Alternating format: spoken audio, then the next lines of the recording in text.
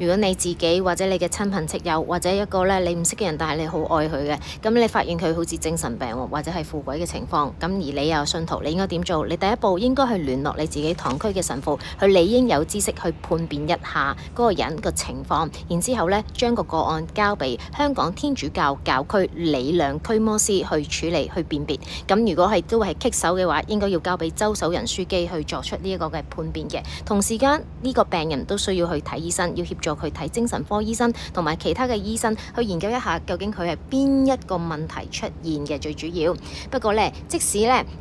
醫生冇宗教信仰，其實都可以同驅魔師合作，只要佢體認到呢一個嘅病人喺病理上邊科學也有力所不及之處，即係點醫都醫佢唔好嘅噃，好奇怪喎啲病，咁就可以咧建立一個成效良好嘅合作模式去幫助呢啲受苦嘅病人。但係實際上原來係冇人願意咁樣去合作嘅，咁係咪好過分啊？願天主祝福所有嘅醫生同埋神父驅魔師。